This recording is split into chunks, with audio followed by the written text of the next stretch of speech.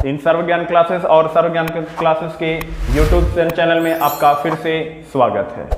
तो आज हम लोग एक बहुत ही इम्पोर्टेंट टॉपिक स्टार्ट करने वाले हैं जो कि जनन चैप्टर से संबंधित है। जनन चैप्टर में एक छोटा सा है पर इंपॉर्टेंट बहुत है चैप्टर, टॉपिक है जिसका नाम है मेंस्ट्रुअल साइकिल, या इसी को हम कहते हैं हिंदी में मासिक चक्र। क्या बोलते हैं? मासिक चक्र, या इसी को बोला जाता है मेंस्ट्रुअल साइकिल। अब कहते हैं सर मेंस्ट्रुअल साइकिल आखिरकार होता क्या है, सर कब आता है, क्यों होता है, इसकी बात हम लोग चर्चा करेंगे सबसे पहले। तो सबसे पहले क्या कहते हैं कि मेंस्ट्रुअल साइकिल जो होता है वो सर फीमेल यानी कि सर ये महिलाओं में आने वाला एक घटना चक्र है। यह मेंस्ट्रुअल साइकिल तब आता है जब एक फीमेल जो होती है वो सर एक वयस्क अवस्था में चली जाती है, और वयस्क अवस्था में जाने के बाद सर कैसे ये आखिरकार ये जो प्रक्रिया है वो चलता है उसके बारे में हम लोग समझते हैं। तो कहते हैं कि हम मान के चलते हमारा टॉपिक है मेंस्ट्रुअल साइकिल, ठीक है, मेंस्ट्रुअल साइकिल। हिंदी में क्या बोलेंगे इसको? मासिक चक्र। चलिए जी, ये मासिक चक्र चलते हैं, ठीक है।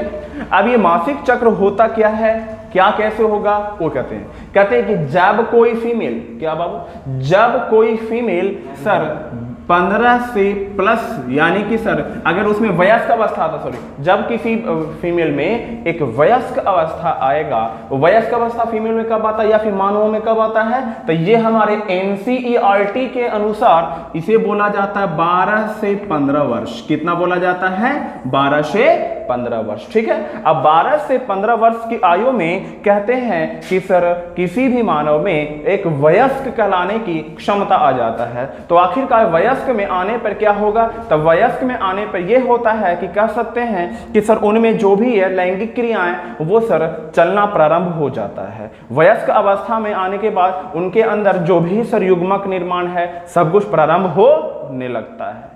तो हम आज कहते हैं कि सर ये रहा एक मादा जनन तंत्र, क्योंकि सर मेंस्ट्रुअल साइकिल जो है वो मादा के शरीर में ही चलेगा, फीमेल के शरीर में ही चलेगा। तो इसलिए हम सर ये रहा एक फीमेल रिप्रोडक्टिव ऑर्गन।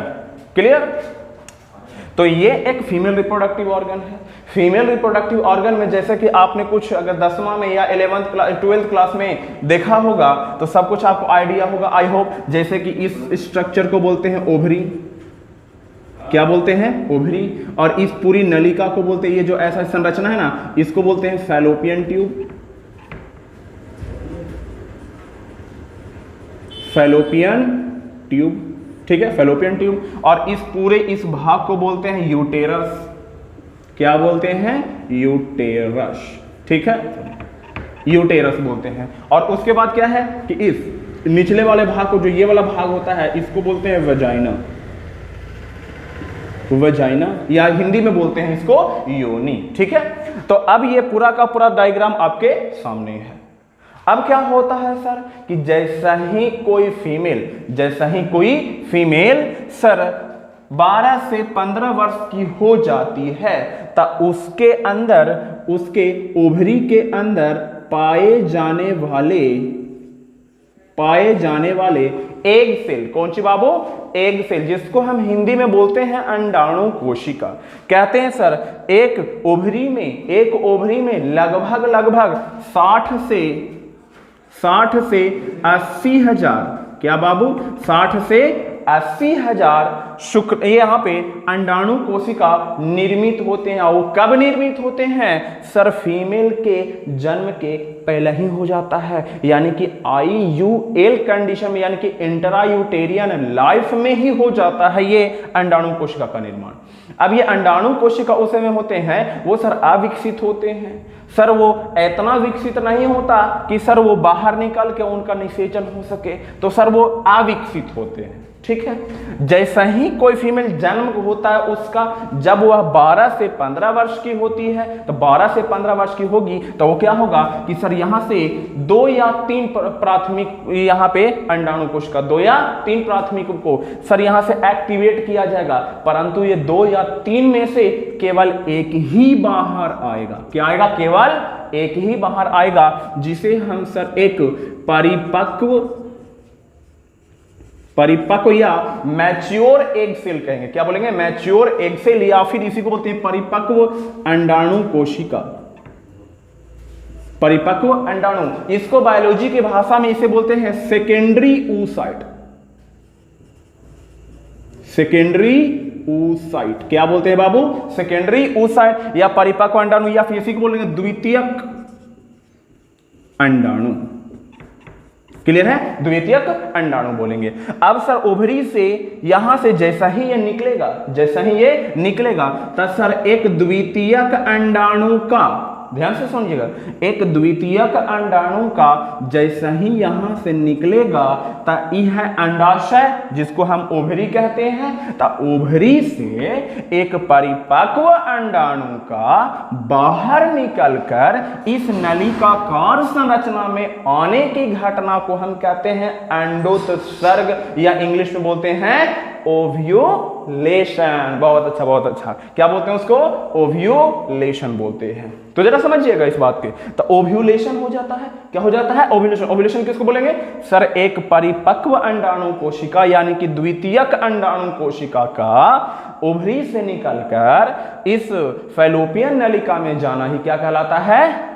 अंडोत्सर्ग कहलाता है, या फिर ओव्यूलेशन कहलाता है। तब सर ये ओव्यूलेशन, तो सर आखिरकार सर यही पूरा का पूरा चक्र कैसे कैसे चलेगा, तो हम इधर एक चक्र आपके सामने बना रखे हैं, ये एक चक्र के हैं। तो कहते हैं सर अंडाणुओं का जो अंडोत्सर्ग होगा, क्या होगा बाबू? अंडोत्सर्ग की घटना जो होगी, तो ये अंडोत्सर्ग की जो घटना होगी और वो सर इस मेंस्ट्रुअल साइकिल के 14वें दिन होगा। कैवें दिन होता है? 14वें दिन माना जाता है। कैवें दिन माना जाता है? 14वें दिन। देखिए यहाँ पे पूरे साइकिल है, ये मेंस्ट्रुअल साइकिल हमारा है। तो सर मेंस्ट्रुअल साइकिल टोटल लगभग सामान्यतः एक एनसीईआरटी के अनुसार सामान्यतः 28 दिनों का होता है। कितने दिनों का होता है? 28 दिनों का। इन 28 दिनों में कैसे कैसे चेंजेस होगा, क्या क्या इसमें परिवर्तन आएगा, आपके सामने सब कुछ आपके सामने दिखाया जाएगा। देखते सबसे पहले क्या हुआ कि सर इधर से जैसे ही अगर बात करते हैं हम यहाँ पे, तो सर 14वें दिन होता है अंडोत्सर्ग या ओव्यूलेशन। तो कैवें दिन, पूरा मेंस्ट्रुअल साइकिल का कैवें दिन अंडोत्सर्ग होता है? 14वें दिन। अब सर 14वें दिन यहां से चलना प्रारंभ करता है। 1 मिनट। तो यहां पे कहते हैं कि जैसा ही सर हमने देखा कि सर अंडोत्सर्ग जो है वो मेंस्ट्रुअल साइकिल के कितने दिन माना जाता है? 14वें दिन माना जाता है। तो ये देखिए सर यहां से 14वें दिन चलना प्रारंभ किया है। तो 14वें दिन कहां होगा? यहां पे होगा। ये देखिए सर, ये वाला मैं इसको यहां मिटा देती हूं, ये लीजिए। अब यहां चलना प्रारंभ किया है। अब क्या होगा कि सर ये चलते चलते सर इधर से यहां से चलते चलते चलते चलते, अब क्या कहते हैं? ये होता फैलोपियन नलिका यानी कि फैलोपियन ट्यूब। अब फैलोपियन ट्यूब है तो फैलोपियन ट्यूब के इस भाग को बोलते हैं फिम्बरी। क्या बोलते हैं? फिम्बरी। जरा प्रोनाउंसिएशन सही से कीजिएगा। फिम्बरी। क्या नाम है? फिम्बरी।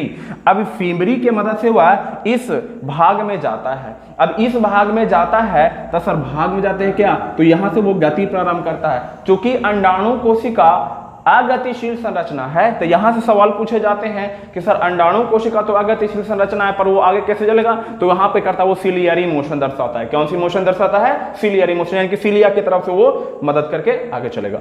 अब कहते हैं कि जैसे ही सर वो यहां से गति करेगा तो इसको सर ये चलता चलेगा चलता चलेगा चलता चलेगा, और इसका ये इच्छा रहेगा कि सर वो यहाँ पे शुक्राणु कोशिका का इंतजार करेगा। इसकी चाहत होती है कि सर प्रत्येक द्वितीयक अंडाणु कोशिका की चाहत होती है कि उसके साथ शुक्राणु कोशिका आके मिले और निषेचन की घटना हो, फर्टिलाइजेशन हो और एक नए जीव का निर्माण हो। परंतु सर ये हो या ना हो ये तो सर डिपेंड करता कि इधर से शुक्राणु कोशिका आया है कि नहीं। तो वही कहते हैं सर इधर से चलना प्रारंभ करता है। 14वें दिन तो सर यहां से निकला है। अब कहते हैं सर 14वें दिन यहां से निकला था, अब क्या कहते हैं कि 14वें दिन यहां से निकला, अब निकलते निकलते निकलते निकलते आगे चला है। तो सर इस फैलोपियन नलिका में लगभग सर वो बाहर फैलोपियन नलिका में लगभग 3 दिनों तक रहता है। कितने दिनों तक रहता है? 3 दिनों तक। यानी कि सर फैलोपियन नलिका में 14 दिन से तो निकलेगा 14वें दिन, और यहां से चल के 15, 16, 17, यानी कि सर वो फैलोपियन नलिका में 3 दिनों तक ट्रैवल करेगा। अब 3 दिनों तक ट्रैवल करेगा, कभी कभार कहीं पे सर 4 दिन भी लग जाते, 3 ही दिन लगते हैं। तो सर 3 दिन यहां से आगे चलता है। अब आगे चलता है तो सर यहाँ पे फैलोपियन नलिका में कितने दिन रहेगा? 3 दिन। अब 3 दिन के बाद सर यहाँ तक आया है, यानी कि सर अभी इसका ये यहाँ पे चाहत क्या है? पूरा का पूरा चांस है कि सर अगर मान के चलो इधर से शुक्राणु कोशिका चलना प्रारंभ किया था, तो इन 3 दिनों में अगर शुक्राणु कोशिका इधर पहुंच जाता है तो सर फर्टिलाइजेशन की घटना पूरा का पूरा चांस होता है कि फर्टिलाइजेशन हो जाएगा और नए जीव की उत्पत्ति होगी। मान के चलिए कि सर कोई फीमेल है, तब फीमेल के सर 14वें दिन अंडोत्सर्ग हुआ। कितवें दिन अंडोत्सर्ग हुआ? 14वें दिन। अब 14वें दिन अंडोत्सर्ग हुआ तो इससे क्या हुआ है कि 14वें दिन सर यहां से चला है। अब 14वें दिन यहां से चला है, अब 14वें दिन यहां से चला है तो क्या कह सकते हैं कि यहां 3 दिनों तक चलेगा। और 3 दिनों, अगर इन 3 दिनों में अब 3 दिनों तक यहां पर अगर चलेगा,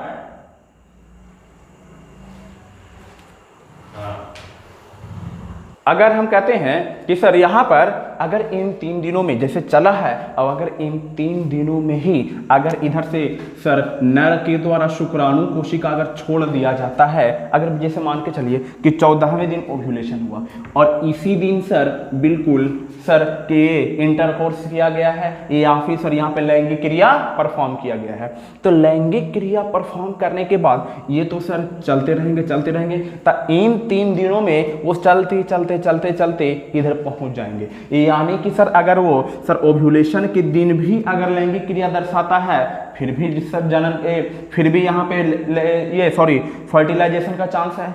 अगर सर 15वें दिन भी अगर होता है तो भी, यानी कि ऐसे कैवें दिन तक वो अगर वो सर लैंगिक क्रिया परफॉर्म करेगा तो हो सकता है 17वें दिन तक।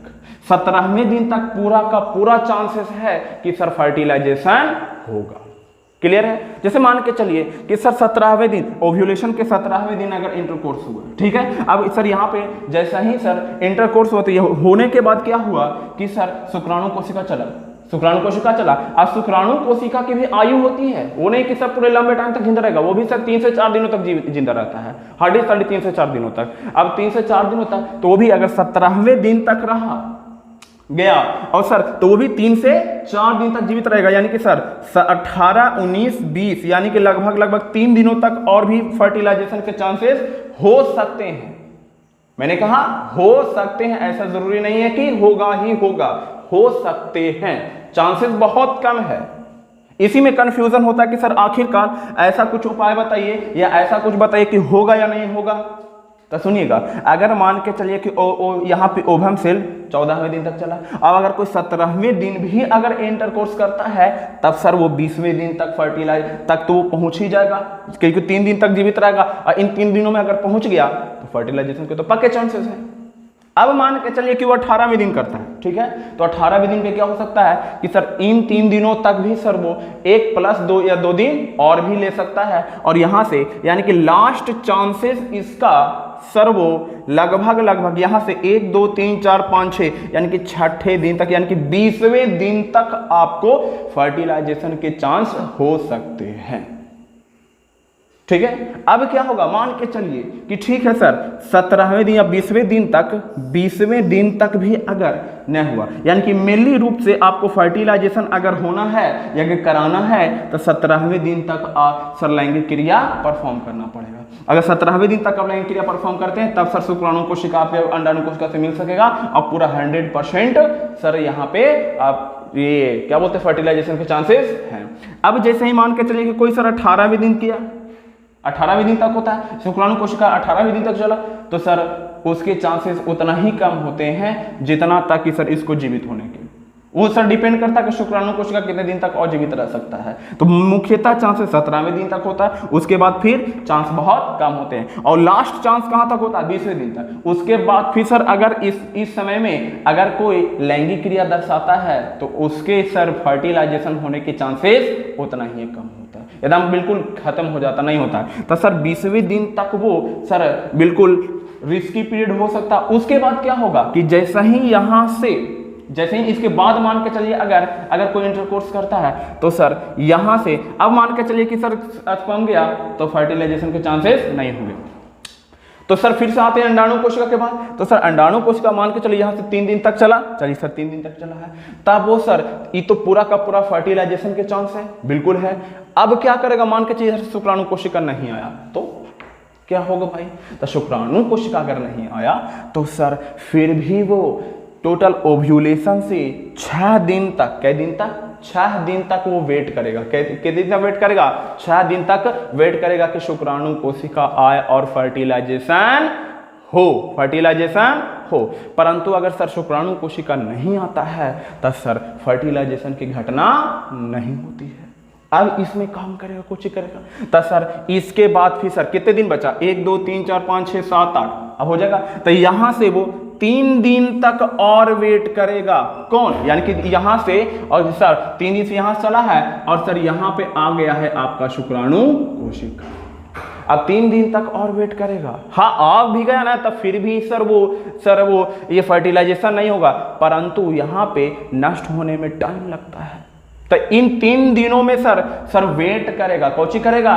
वेट करेगा कि अगर अभी भी सर वो शुक्राणु कोशिका आए तो फर्टिलाइजेशन के चांस, मगर अगर सर अब यहां से मान के चलो कि 1वें दिन यानी कि सर 21वें दिन अगर शुक्राणु कोशिका चलना प्रारंभ किया तो उसको पहुंचते पहुंचते 3 दिन लग जाएगा, और जब यहाँ पहुंचेगा तो कहेगा अब चांस तोड़ गेलो बाबू, अब कोई उपाय ना हो, तो जुड़ भी जाएगा तब पर भी फर्टिलाइजेशन नहीं होगा। तो इसीलिए कहते हैं कि सर यहां से आगे जाने के बाद कोई फर्टिलाइजेशन की क्रिया नहीं होगी।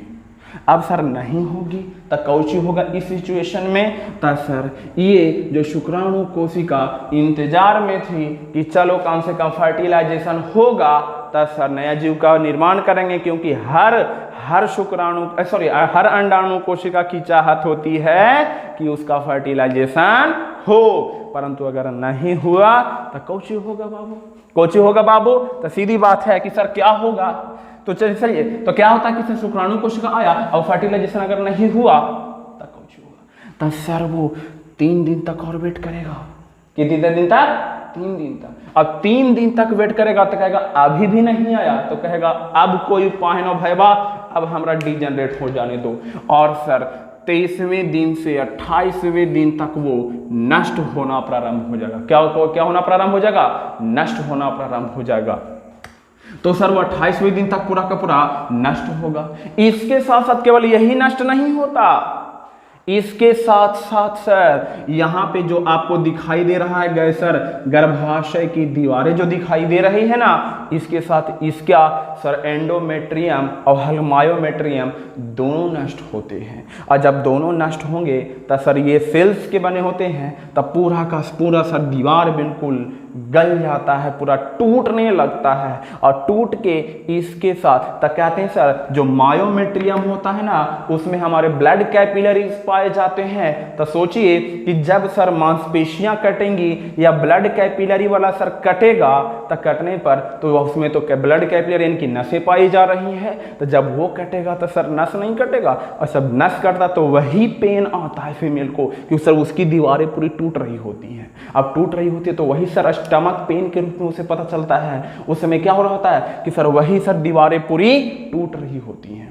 अब टूट रही होती हैं तो टूटने पर शायद क्या होगा कि पूरा का पूरा वो सर यहाँ से पूरा का नष्ट होगा। और नष्ट होने के साथ साथ ये जो आपका अंडाणु कोशिका आया था जो कि फर्टिलाइजेशन के इंतजार में रह रहा था, तो फर्टिलाइजेशन के इंतजार में रह रहा था, तो यहाँ पे क्या होगा कि सर यहाँ 28वें दिन तक नष्ट होगा। कितने दिन तक नष्ट होगा? 28वें दिन तक। तो यहाँ तक तो नष्ट होगा सर।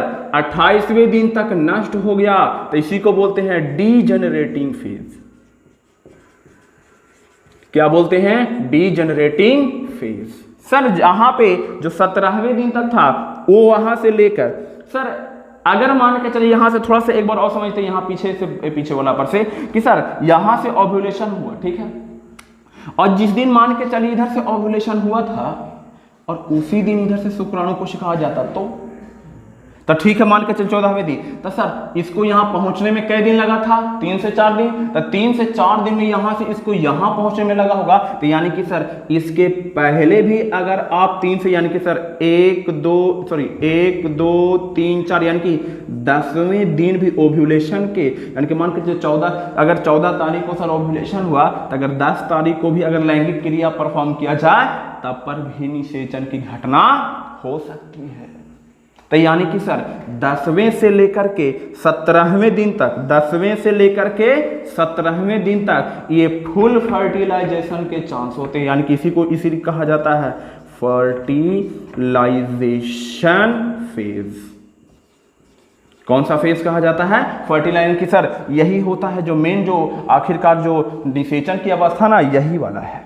यानी कि सर अगर कोई फीमेल अगर निषेचन यानी कि फर्टिलाइजेशन क्रिया से बचना चाहती है, अगर वो गर्भवती होने से बचना चाहती है और फिर भी अगर लैंगिक क्रिया परफॉर्म करती है इन दिनों में तो गर्भ धारण होने के पूर्णतः चांसेस होते हैं। परंतु अगर मान के चलिए कि इन दिनों के अलावा किसी अन्य दिन में परफॉर्म करते हैं तो उसमें गर्भधारण की कोई भी चांसेस नहीं बनेंगे। यानी कि सर यही 10 से लेकर 17वें दिन तक आपके गर्भ होने के चांसेस होते हैं।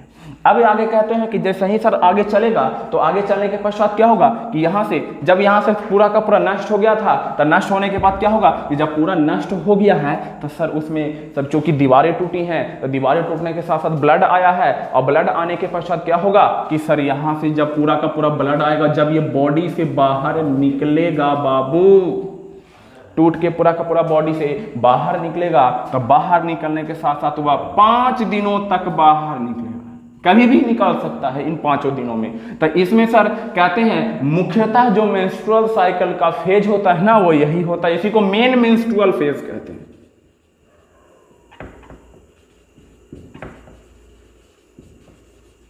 इसी को मेन मेंस्ट्रुअल फेज कहते हैं। तो ये मेन मेंस्ट्रुअल फेज है, और मेन मेंस्ट्रुअल फेज में यहां पर आपको क्या होगा कि यही पूरे टूट के पूरा सर जो भी पार्ट है वो सर इस वेजाइना के थ्रू इन 5 दिनों में कभी भी निकल सकता है। चूंकि सर इसमें ब्लड भी लॉस होता है, ब्लीडिंग भी होती है, तो इसीलिए भी कहा जाता है ब्लीडिंग फेज। तो ब्लीडिंग फेज सामान्य कितने दिनों का है? 1 2 3 4 5 5वें दिन, तो पहला से लेकर 5वें दिन तक। सर मान के चलिए ठीक है ब्लीडिंग फेस हो गया, सब कुछ निकल गया, चलिए सर बिल्कुल खत्म हो गया, ठीक। अब क्या होगा?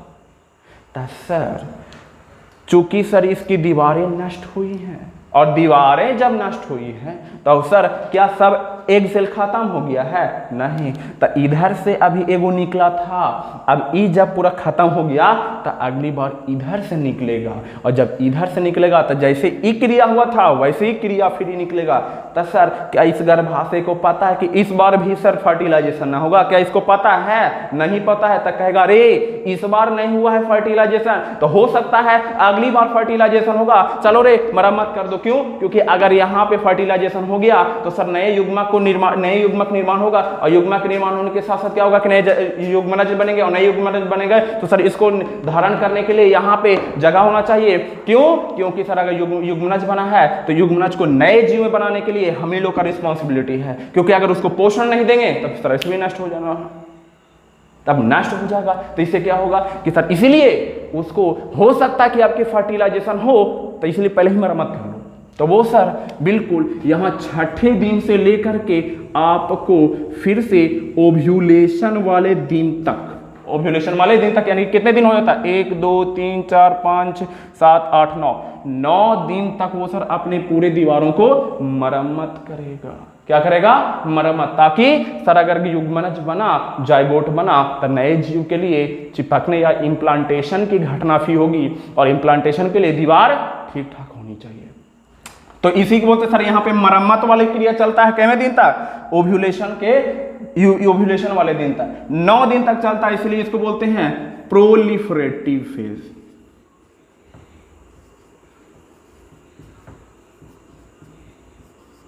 Proliferative phase. प्रोलिफरेशन का मतलब होता है सर मरम्मत। तो ये सर पूरा का पूरा ये आपके सामने मेंस्ट्रुअल साइकिल हुआ। अब सर मान के चलिए फिर से इधर से ओव्यूलेशन हुआ, फिर आया, फिर अगर मान के चलिए फर्टिलाइजेशन ना हुआ तो फिर से वही काम होगा, फिर से सर नष्ट होगा, फिर से ब्लीडिंग होगी, फिर से प्रोलिफरेशन। यही सर जब तक कि फर्टिलाइजेशन की क्रिया अगर नहीं होगी तब तक हर मंथ लगभग इसी टाइम ड्यूरेशन में चलता रहेगा। आई होप ये वीडियो आपके लिए बहुत हेल्पफुल हुआ होगा। यहाँ तक कि अगर आपको समझ में आया है या फिर आपको बहुत अच्छा लगा है या फिर मैं आपके बातों को, आपके आंसर को मैं देने में सक्षम हुआ हूँ तो सर इस वीडियो को लाइक कीजिए, सब्सक्राइब कीजिए और अपने दोस्तों के साथ जरूर शेयर कीजिए। और जितना हो सके चैनल को इतना ज़्यादा आप सब्सक्राइब कीजिए, करवाइए कि हम लोग यहाँ पे जो आपको वीडियो बना रहे हो ज़्यादा प्रोत्साहित हो और हम लोग ज़्यादा आपको प्रोत्साहन मिले ताकि हम ढेर सारा वीडियो आपके लिए ला सकें। जय हिंद, जय Bharat. Thank you very much.